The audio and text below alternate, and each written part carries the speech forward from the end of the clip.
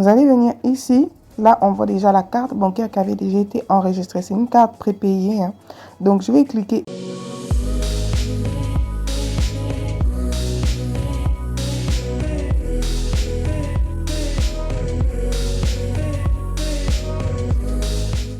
Hello, bienvenue sur ma chaîne YouTube. Je suis Candy. C'est ta première fois de venir ici. Prends place parce que nous parlons d'idées business, stratégie et surtout d'importation. Let's go. Lorsque vous voulez faire des achats sur 1688 avec votre carte bancaire prépayée, Visa ou Mastercard, premièrement, trouvez un bon fournisseur. Donc là, nous sommes sur une boutique. On voit qu'il s'agit, attendez, je traduis.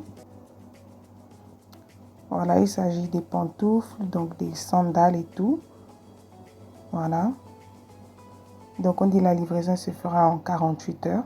C'est déjà une bonne chose. Donc vous devez prendre en compte tous les critères, mais ce n'est pas vraiment ce que je suis en train de montrer là. Les véritables critères, c'est le fait que vous ayez des bons retours de clients, comme ici. Là, on voit bien qu'il s'agit de l'évaluation du produit. Donc vous deviez cliquer dessus. Attendez. Vous cliquez dessus pour pouvoir voir qu'est-ce que les clients disent par rapport au produit. C'est très important de prendre ça en compte. Donc, lorsque vous voyez, vous trouvez une boutique par exemple et vous voulez voir si il s'agit d'un bon fournisseur, prenez en compte les retours des clients parce que c'est très important. Ensuite, lorsque vous descendez, vous prenez en compte ici le service. Donc, le service, il est compté sur 5. Là, on voit que c'est 5 sur 5.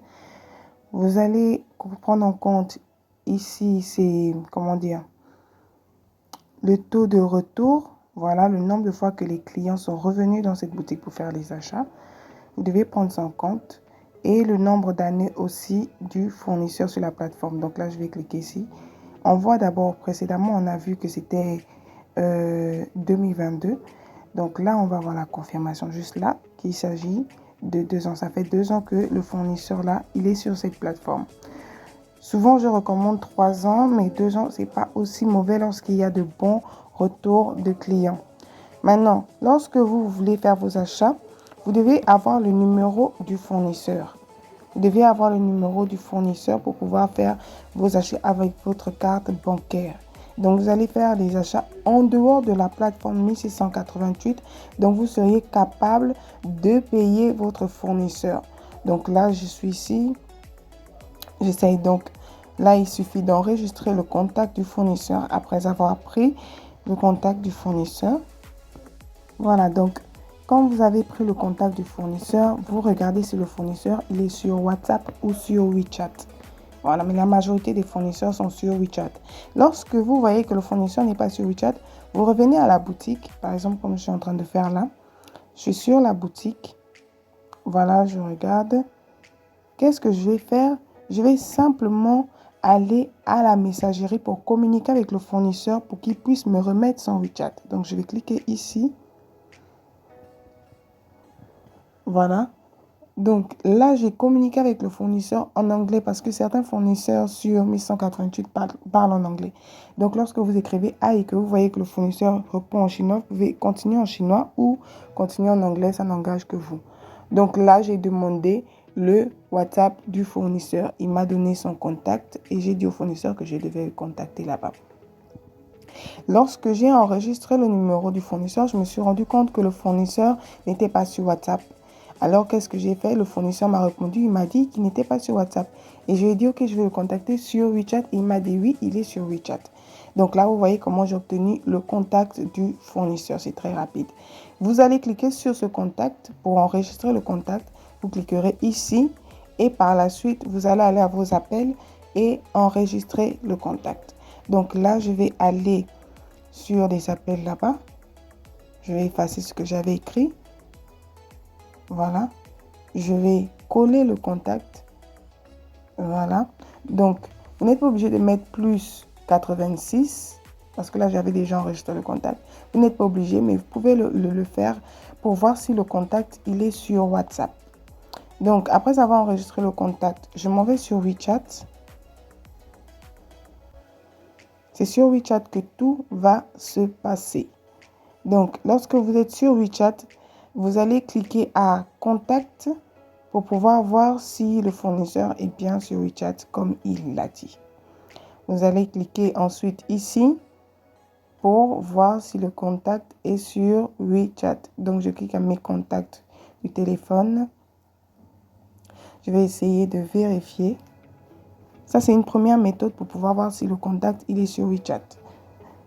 Mais après, je vais vous montrer comment faire des recherches si vous voyez que le contact n'a pas été enregistré dans vos données WeChat. Donc, vous venez maintenant ici pour rajouter le contact. Donc, vous allez coller ce numéro. Voilà. Et vous faites la recherche. Donc, sur WeChat, vous n'êtes pas obligé de mettre plus 86. Donc, après, quand j'ai trouvé le contact, je vais cliquer à envoyer message. Il faudrait savoir que lorsque vous allez trouver le contact, ça ne va pas se présenter comme ça va se présenter autrement parce que sur WeChat, il faut faire une demande d'amis. Un peu comme sur Facebook. Vous ferez une demande d'amis, vous allez envoyer un court message et le fournisseur est libre d'accepter ou pas. Donc, je vais cliquer ici.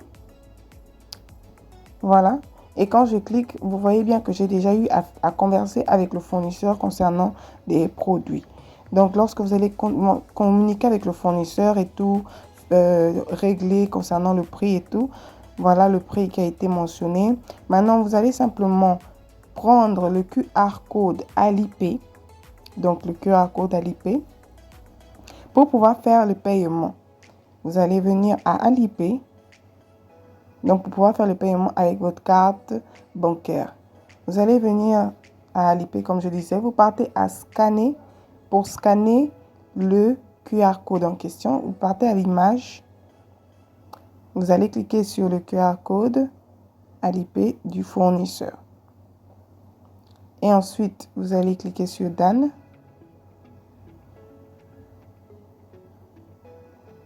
Voilà, donc c'est comme ça en fait. Vous allez maintenant mentionner le prix à payer. Voilà, 396. Si je ne me trompe pas. Vous allez venir ici. Là, on voit déjà la carte bancaire qui avait déjà été enregistrée. C'est une carte prépayée. Donc, je vais cliquer ici en bas pour vous montrer comment rajouter une autre carte. Mais ce sera la même carte. Voilà, donc je vais cliquer là. C'est juste pour vous montrer comment ça se passe. Vous allez cliquer ensuite ici. Et vous allez rajouter votre carte bancaire. Donc, vous allez cliquer là et mettre maintenant votre carte bancaire. Donc là, je suis en train de mettre la carte bancaire. Donc, c'est comme ça que ça se passe. Et ensuite, vous allez cliquer à Submit. Voilà, arrivé ici, vous allez mettre la date d'expiration de votre carte bancaire. Ensuite, confirmer. Cliquez ici. Vous allez mettre les 3 chiffres qui sont derrière la carte bancaire. Et vous allez appuyer Next. Voilà. Donc là, on voit le prix. Ici, on voit le prix du produit. Là, on voit la réduction qui a été faite. Là, on voit en bas les frais de transfert. Et ici, on voit le montant du frais de transfert. Là, on voit la carte bancaire qui a été rajoutée. Et ensuite, on clique à confirmer. Donc, ça, c'est comme ça que vous payerez vos fournisseurs qui sont sur 1188. Si vous avez plusieurs fournisseurs, vous pouvez les payer directement avec votre carte bancaire sur Alipay, tranquillement. Donc, lorsque vous êtes ici, votre banque doit vous envoyer un code pour que vous allez mettre ça là. Donc, là, j'ai reçu le code. Voilà. Ça, c'est le message qui a été envoyé. Et le code, il est juste là. C'est un long code quand même un peu. Donc, je vais simplement écrire les numéros en question. Voilà, je mets le numéro. Ensuite, j'appuie ce bouton. Et le paiement doit se faire de manière immédiate. Ça ne tarde pas du tout. Mais étant donné que je n'ai pas de sous, vous allez le voir. Je n'ai pas de sous, donc voilà, on dit que la balance elle est insuffisante. Je n'ai pas d'argent sur mon compte. Voilà le message de la banque qui m'envoie simplement pour m'alerter que j'ai essayé de faire une transaction, mais je n'ai pas assez d'argent. Donc voilà, on dit que je n'ai pas assez d'argent. Donc c'est comme ça que ça se fait lorsque vous voulez payer vos fournisseurs avec votre carte bancaire prépayée, Visa, Mastercard, c'est comme ça. Voilà, donc pour tous ceux qui veulent, qui ont besoin d'une formation privée, n'hésitez pas de me contacter sur WhatsApp.